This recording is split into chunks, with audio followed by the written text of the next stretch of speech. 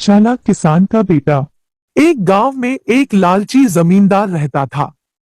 वह अपना खेत गरीब किसानों को अलग अलग शर्तों पर दिया करता था।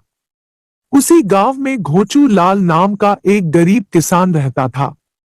जमींदार हर साल जब अपनी जमीन ठेके पर देता तो सारे किसानों के सामने शर्त रखता है कि जो भी फसल होगी उसने आधा तुम्हारा होगा और आधा मेरा होगा। लेकिन फसल होने के बाद जमींदार अच्छी फसल खुद ले लेता और खराब फसल गरीब किसानों को दे देता था।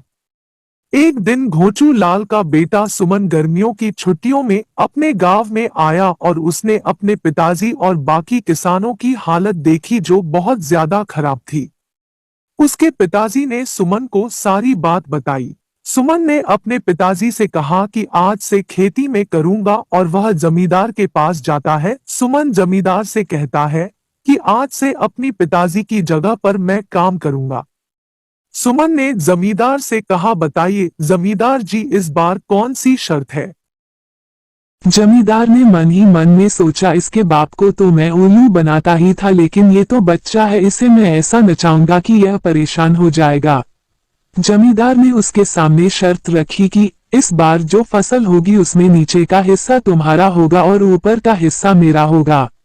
सुमन ने इसकी शर्त मान ली। 3 महीनों के बाद जब जमींदार अपना हिस्सा लेने आया तो सुमन ने कहा, लीजिए जमींदार जी, आप अपना हिस्सा ले लीजिए, मैंने इस बार आलू की खेती की है, आप उन उगी हुई घासों को लीजिए। जमींदार को ये देखकर बहुत गुस्सा आया और वह वहां से चला गया। कुछ दिनों के बाद सुमन दोबारा जमींदार के पास गया और जमींदार ने फिर उसे ठेके पर खेत दिया। इस बार जमींदार ने शर्त रखी कि नीचे का हिस्सा मेरा होगा और ऊपर का हिस्सा तुम्हारा होगा। सुमन ने उसकी यह शर्त को मान लिया।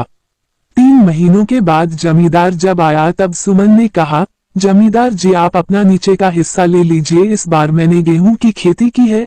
जमींदार को ये देखकर बहुत गुस्सा आया और उसने कहा, तुम अपने आप को बहुत होशियार समझते हो, इस बार मेरी यह शर्त रहेगी कि ऊपर और नीचे की फसल मेरी होगी और बीच की फसल तुम्हारी होगी।